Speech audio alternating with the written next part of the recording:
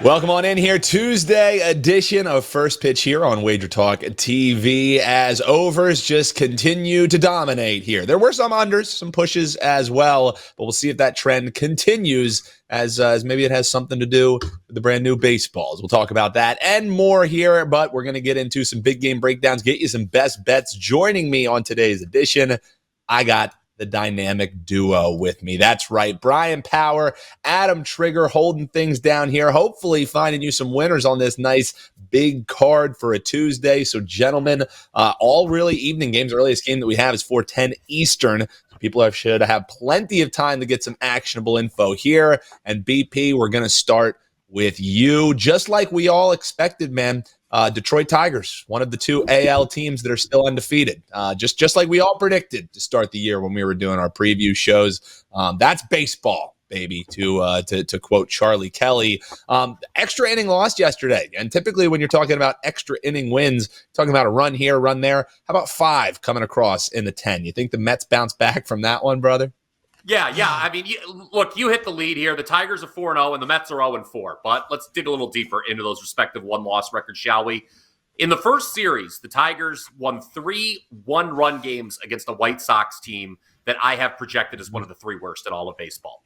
Then you have the game last night, which we've already referenced. It was 0-0 entering the 10th. No offense to speak of for either side.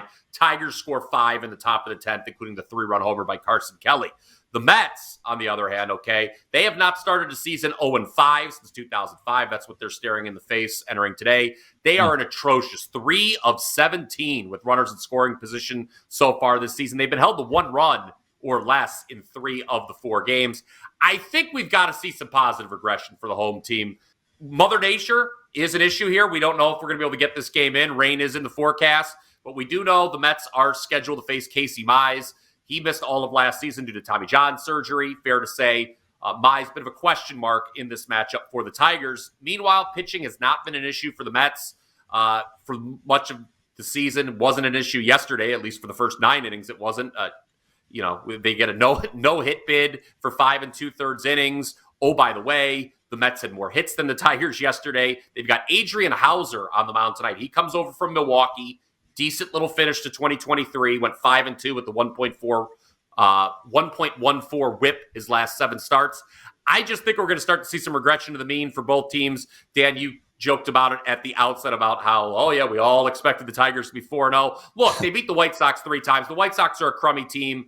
But the key is the Tigers have been hitting well in timely situations. They're hitting 375 with runners in scoring position. Again, the Mets just 176. We're going to see those numbers move both to the average. Mets are not going to lose them all. Tigers aren't going to win them all. Back to home team here. Hopefully Mother Nature cooperates. 3-17 with runners in scoring position, man. Like, who do they think they are? The 2023 Phillies? Like, what are we doing here, Mets? we gotta fix that, guys. All right, so he's saying back the home team. The win streak ends and the losing streak ends for the Mets there. That's Bryan Power. Check him out. WT.buzz/BP. And hey, hop below in the comments. He mentioned how he thinks the Chicago White Sox, one of the worst teams in baseball as we continue through the season. Let us know below. Who are some of your auto fades? We were talking about it yesterday on the show. We love breaking that down. But it's funny because Adam Trigger also with us here. And when Adam Trigger's on the show, you probably know we're going to talk Chicago White Sox some way, somehow. So after our man BP talks about how horrible they are, and, for what it's worth, they just got thumped 9-0 by the Bravos, Adam Trigger in true Trigger form is somehow going to convince us the Chicago White Sox are worth a look. I love this, Trig. What are we doing here, man? I mean, Brian's not wrong. Like, they're not a good baseball team. Like, they're not going to win more than, like, the ceiling for them is winning, like, maybe 68 to 70 games this year. So, like, they're a bad baseball. That would be a great year for them. Like, I think it's probably more like 65, 66. I think Vegas said 62. Like, 61 and a half was like the win total. But Dan, coming into play today, they've yet to lose a run line bet. And I know you're going to say yesterday they got crushed, but that game got it was called after the 8th inning. So, for what it's worth, they are 0-4 right now this year, but they're 3-0 against the run line. I'm more interested in what they did against the Tigers, right? Like, those are 3 one-run losses. I think they will probably win a few games. They're not going to go 0-162, right? Like, I think we can all agree that that's not going to happen. But like this, again, you start to look at this price and the way this game shapes up and some of the intangibles here, and like getting a +1.5 with juice, or I'm sorry, with like odds, right? Like +115, +120, doesn't sound like the worst option here. First of all, you could get no action again because there is a 50% chance of rain like throughout the entire game.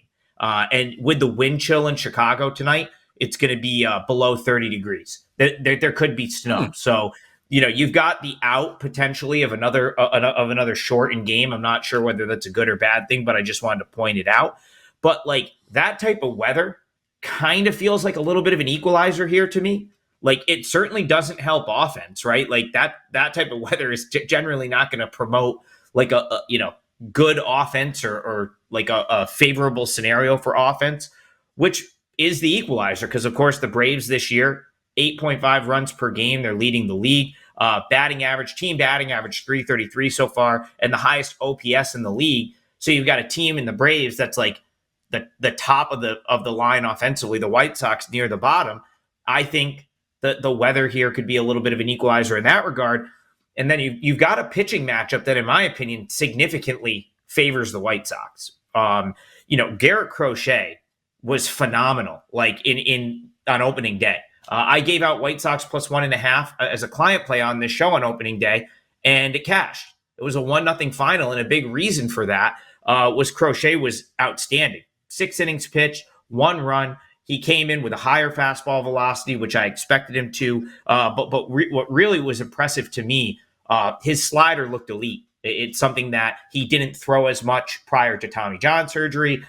He's worked on that, and he looked fantastic against the Tigers. And I would expect him to pitch well again here. On the other side, you've got Ronaldo Lopez. I mean, he's been on the White Sox for, what was he on the White Sox for, maybe 5-6 seasons. Now he's on the Braves. Mm-hmm. He wins the 5th starter job, but I wonder how much of that is just the Braves playing the long game a little bit. If you look at the Braves AAA roster right now, it is absolutely loaded with pitching options like Bryce Elder, AJ Smith-Shaw, or Huesker Ynoa, who was really good before getting hurt a couple of years ago. Ian Anderson's going to be coming off Tommy John.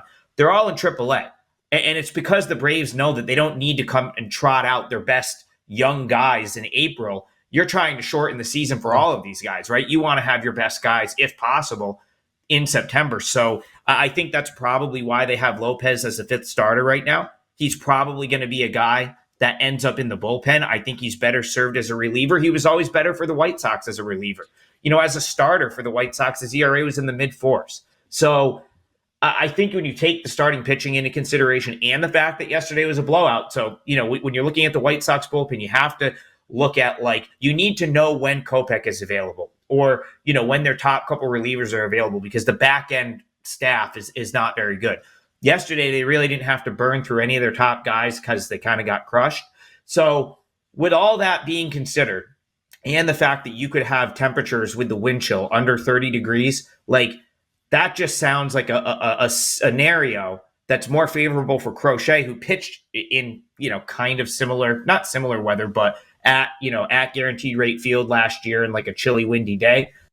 White Sox +1.5 is pretty good value here.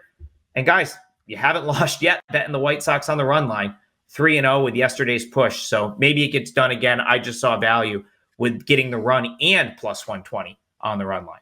It's like vindication for Trig that they are just rolling on the run line, because the Chicago White Sox +1.5 special is the Adam Trigger special. Hey, for what it's worth, say what you want. Hop below in the comments. What do you think about the Chicago White Sox team? How many games do you think they end up winning? As Trig said, that season win total around 61.5, over or under? My guess is 66. I say 66. Yeah. I'll start it 66. Off. 66. BP. I like it. Throw a guess out. Yeah, what do you record, think, BP? Bryan? We need one from you. Well, I guess there's got to be 60. You know what? I'll go price. I'll price is right. Trig here. I'll go 65. Well, I'm going to go. That way I'm closer. That way if it's 64, I win.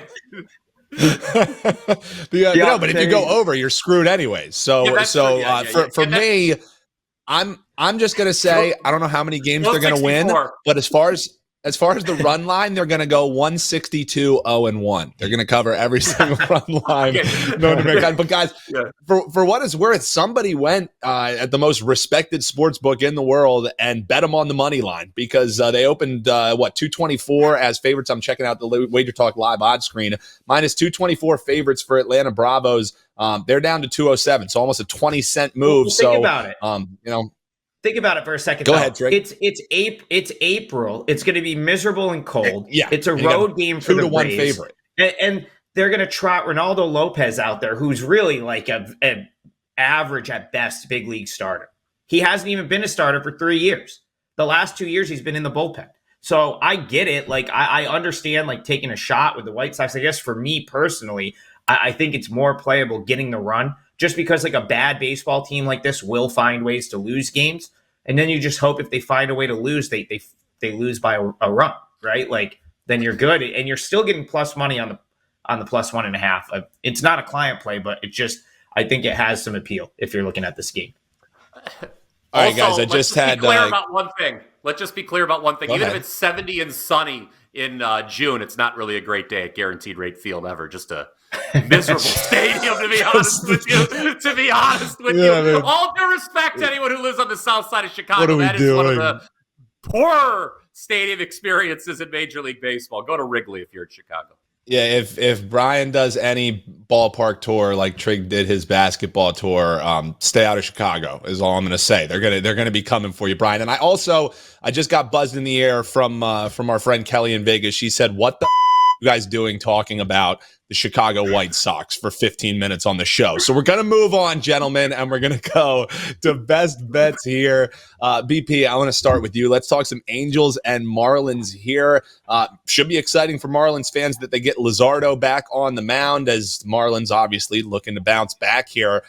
Short little sample size of Luzardo facing the Angels here, but he is 1-0, 1.69 ERA. So is it as simple as Luzardo's on the mound? Let's ride him. He's going to lead the mound with a lead. What do you think, BP? Look, let's just continue. It's Trig and I on the show. Let's just continue to be on brand here and talk about the Miami Marlins, who also have not won a baseball game in 2024. Luck has certainly taken a downturn in Miami, guys, has it not? The Marlins last year, they overachieved more than any team in baseball, at least when you go by the Pythagorean win metric. They're now 0-5 after last night. It's been a brutal last 2 days. They've blown first-inning leads of 5-0 against the Pirates and then 4-0 yesterday against the Angels. Tonight, you hinted at it, Dan, they desperately need a quality start from Jesus Luzardo because their bullpen right now is just shot. They're overworked, and they stink, quite frankly. The results haven't been there. They're just blowing games left and right. This is going to be Luzardo's second start of the year. In his first, he was unlucky to give up 2 runs in 5 innings because he allowed just 2 hits, but one of those 2 hits was a 2-run homer. He also had 8 Ks in that start, so it was really just a case of one bad pitch. The Marlins ended up losing that game in 12 innings against Pittsburgh. Because I am so terrified of this overworked and bad Marlins bullpen, what I'm going to recommend here is just backing the home team first 5 only, laying half a run. I think Luzardo could pitch Miami to a lead through 5 innings. Miami hitters, they're not doing much against opposing relievers either, but I do think they should do some damage against Tyler Anderson, who starts for the Angels. Anderson was 6-6 last season, 5.43 ERA. And unlike Luzardo, this is his first start of 2024. So could there be some first-time jitters? I don't know. Nevertheless, I think we've just got a nice starting pitching edge for a desperate team on Tuesday. Back to Marlins, first 5, laying half a run on Tuesday. That's your best bet. For the rest of today's action, head on over wt.buzz/BP, like it says there on the screen. Yeah, check him out over at WagerTalk.com. It's also $2 Tuesday. The great Dave Koken's got to play Locked and Loaded for just $2 today, so you can check that out and more. And while you're over at WagerTalk.com, make sure you check out the deals page to see the ways that you can save. And while you're here on the WagerTalk TV YouTube channel, make sure you hit that subscribe button. Throw us a little like for these guys getting in the muck. Yeah, this is the most disgusting edition of First Pitch ever with these bets that we're talking here for you. But that's what we do. We get down in the swamp, in the dirt to find you guys some winners. These two are some of the best at getting down there and finding some of these winners. So make sure you give them a like to say your appreciation. Trig, let's swing it on over to you. As much disdain as Bryan Power has for the city of Chicago, you're basically the mayor of Chicago because you want to talk Cubs and Rockies. It's all about deep dish, Portillo's, all that good stuff. What do you think about this Cubs and Rockies game? Yeah, so we'll appease everyone here and talk about like a favorite and a good team, right? Like and a team that I think, if you wanted to throw money line parlay or something, you could. When I saw that logo on the screen, I said, please take the Rockies. Just complete the quartet there, right there. I just have everyone throwing things at their screen. So no, I looked the other way. I kind of will continue the conversation that we started. I was streaming with Andrew McKinnis yesterday, and we were watching the game live, and I said it was there would probably be, if it got further enough into the game where you could get a reasonable price on Cubs money line, you should do it. And sure enough, they kind of broke out little league home run to break that game open and won the game pretty easily. And I wouldn't look any different at any point in this series.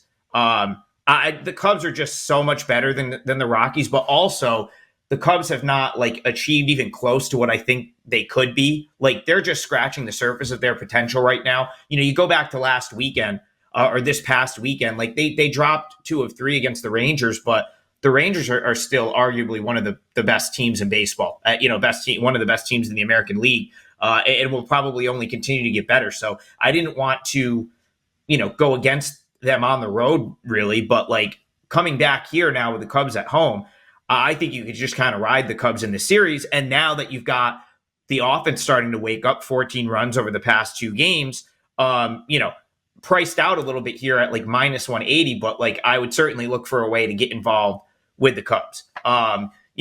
Another reason, I guess I'll list the reasons first why I maybe didn't make this a client player or maybe wouldn't bet it at minus 180. Javier Assad is kind of again, I think he's a placeholder as well. We talked about Reynaldo Lopez earlier in the show. He didn't have a great spring. He's probably better as a long reliever or someone out of the bullpen. But, they've got some young guys coming up that may kind of take those rotation spots.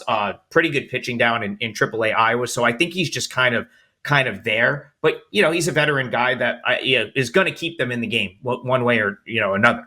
And that's all you really need, right? You need, if the Cubs are in this game, they're probably going to find a way to win it because the Rockies are 1-14 in their last 15 road games. If you go back to the beginning of last year, the Rockies are 23-63 on the road. In that run of games where they've lost 14 of 15, they've been outscored 105-48. They're absolutely dreadful on the road.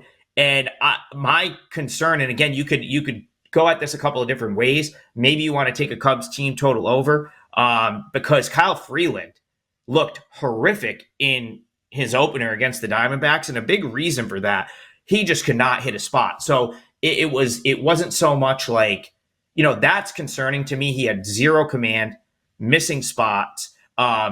Typically that carries over a little bit from it's not something that's always corrected overnight. And you've got a Cubs team that slammed him. 6 career starts against the Cubs. His ERA is 6. So, the Rockies, their offense is terrible. The defense, it has been so poor. That's really the more impressive, the thing that I've been more sort of noticed watching the Rockies is they're just making errors all over the place. That was not something I would have expected from their left fielder yesterday. He was a pretty good defensive player. Just, misplays a ball, terrible throw. That stuff tends to carry over from game to game. So they're still on the road where they've been horrific since the beginning of last year, found every way to beat themselves yesterday. And it's hard to believe that doesn't carry over a little bit here.